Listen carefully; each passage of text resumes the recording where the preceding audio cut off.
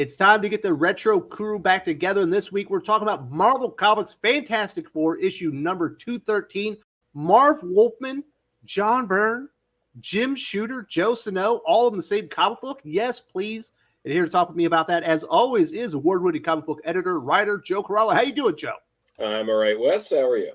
I'm doing absolutely fantastic. We've also got lifelong comic book reader, the voice of the voiceless, the man so cool they call him the Breed. Eric Breed, how are you doing? Fantastic as well. Obviously, Marv Wolfman, John Byrne, Jim Shooter is the editor. This is about as many all-stars as you can get on one comic book, Joe. Most people, when they think about John Byrne in Fantastic Four, they think about him as a writer-artist. They don't always realize he started out just as the artist behind Marv Wolfman. You know, Marv also, this was an interesting time in Marvel where you just finished the rotating door of editor-in-chiefs.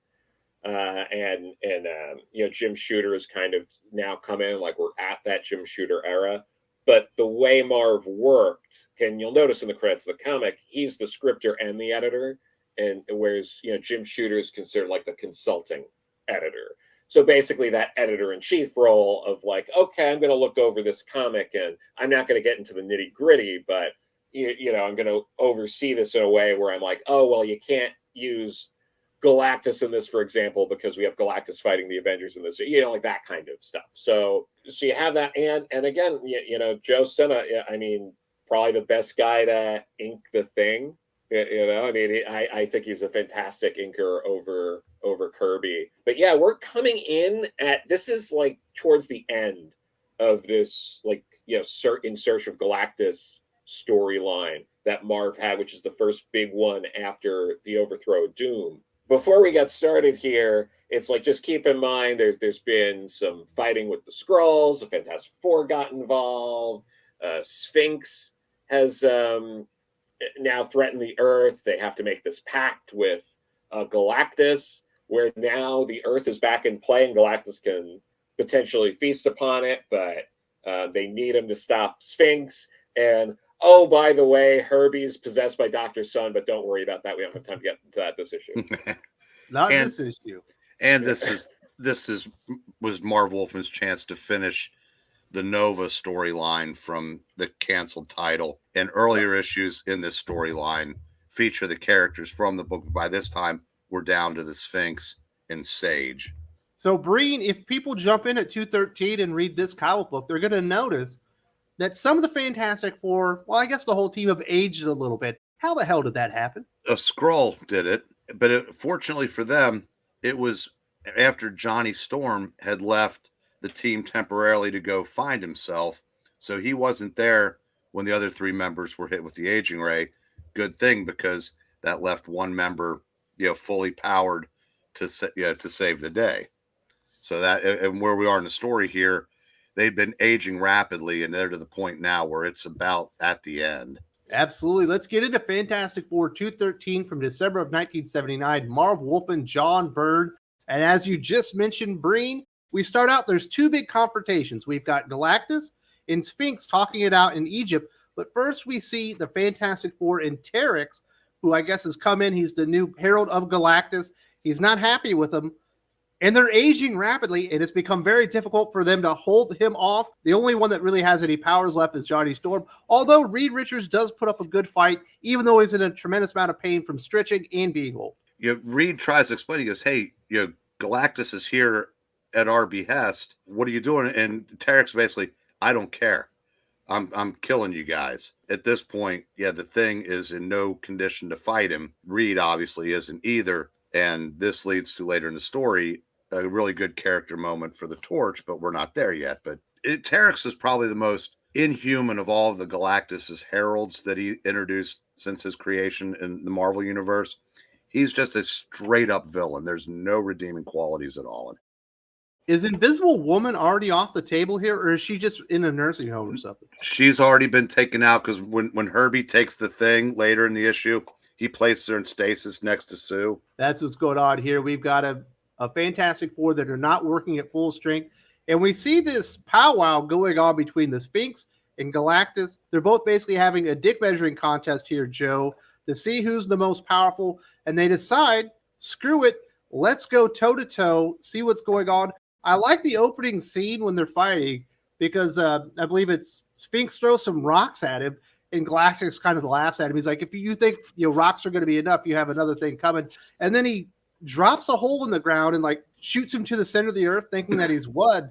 And then we see Galactus come right back and like grab his ankles and then start beating the piss out of him. And I don't know if this was Marv's direction or if this was Byrne's idolation of Kirby, but particularly in the pages where Galactus and Sphinx are fighting, the layouts and just the designs are all very Kirby.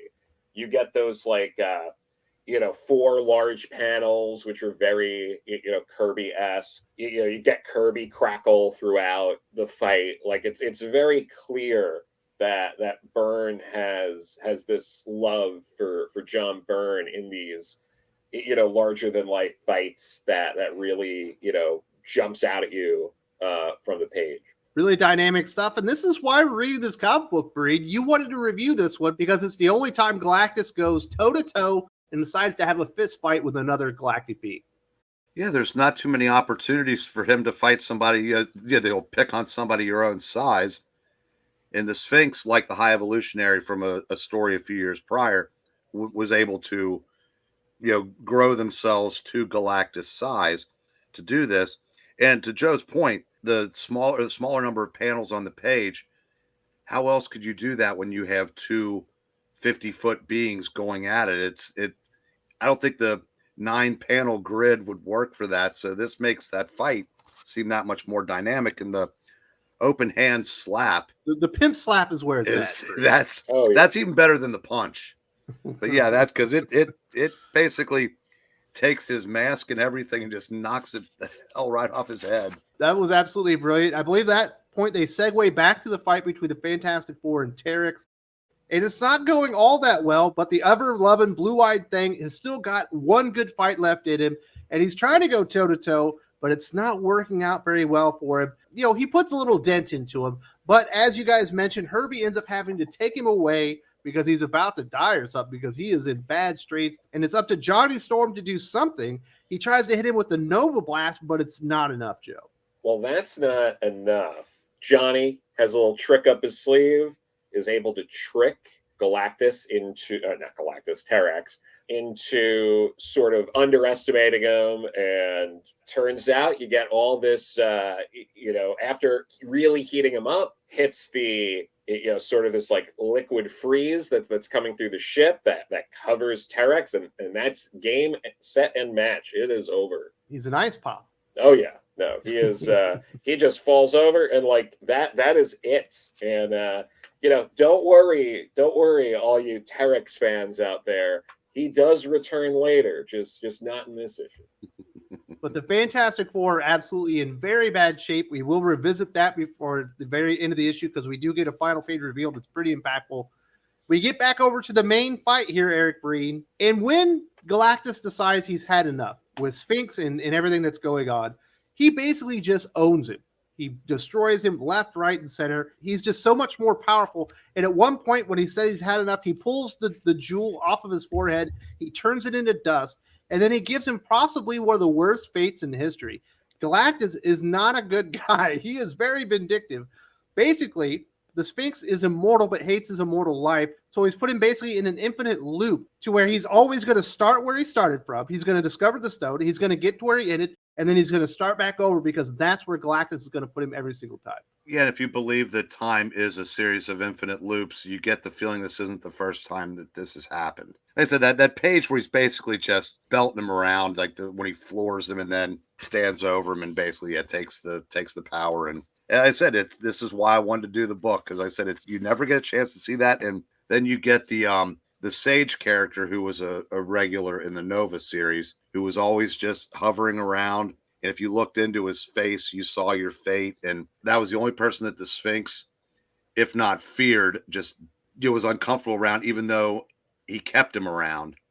But so we get one more thing, because he asked Galactus, "Would you like to see your fate?" And he goes, "Nah, I'm good. I know what it is already." So it's So we get a pretty cool moment because that's not the only lurker that's in this comic book story, Joe. The Watcher decides to show up. He says, "I've chronicled this, your big battle," and kind of starts explaining some things. We've got some really big, powerful entities all kind of on the same page here, and we have to find out and decide what is the fate of the Earth. Is it back in play? And according to them, it is back in play. If Galactus wants it, he could consume it. No, absolutely. And I know some more recent readers might be confused why that's not Nick Fury as the Watcher, but don't worry about it. So, you know, but yeah, so, you know, we bring up the Ultimate Nullifier. For years, a popular Deus Ex Machina in Fantastic Four comics specifically, but the greater Marvel universe, and a very worse for wear Reed Richards. You know, and in all fairness, John Byrne really does like bring out, like, he makes his face, like Reed's face is a little like saggy. It's very like he knows what he's doing here, and he's able to sort of bluff Galactus because you know, and I'll let Breen elaborate on what the Watcher's doing here, but there's some funny business going on, and Galactus is kind of like, all right, I can't read your mind, so I don't know if you're bluffing or not. I will take Earth on my own time. Is kind of what he says. Yeah, you basically get Galactus being like, you know, you saw what I did to this. I can do this whenever. So you know what? If you don't want it now, fine. I'll be back. And spoiler alert, Galactus comes back to Earth sometime after this issue. Yeah, Johnny says, how are you able to remake the Ultimate Nullifier so quick? And he goes, it's a sham. He drops it. It just, breaks apart. He goes, you bluffed with the fate of the Earth. And the Watcher steps in and goes, well, he couldn't read Reed's thoughts because I was already monitoring them. And the Torch says, isn't that kind of like cheating? Yes. Well, if something of such cosmic importance that it demanded that I see it through the lens of one of its participants, can that be construed as improper or something words to the effect? Basically he cheated. He got Watcher's known to do this. He's just there to observe, but every once in a while, like all the time, he decides to intervene on Earth's behalf. He's got a thing for helping the Fantastic Four, and this is one of those occasions. And we can't lose sight of the fact that in this issue, he is jacked. He's got 24-inch pythons working. But and so he basically just kind of, a nod and a wink and a little bit of a smile basically says, and if my presence, creates a less, melancholy ending to an otherwise somber occasion, is that so wrong? And then he just blips out. So, basically I said, Galactus in a fist fight, the Watcher cheats. These are things you don't get in every issue that features one of those two characters, which was what made this so much fun.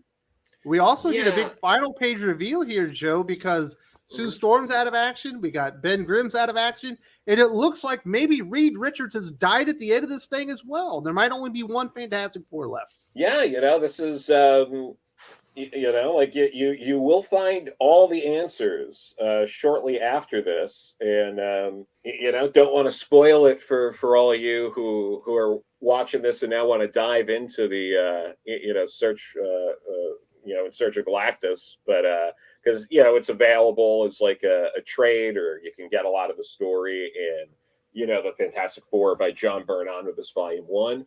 But I don't know if this Watcher cheat it's definitely up there with Fantastic Four Annual number 3 when Reed shows up at the Watcher's place and he's like, oh, I got a subatronic time displacer that might be able to save the Baxter building and allow you two to get married, but I'm just gonna turn my back and see what's going on over here, and you do what you need to do. Like he does have a tendency to do some of these in some of the bigger and more important stories, but hey.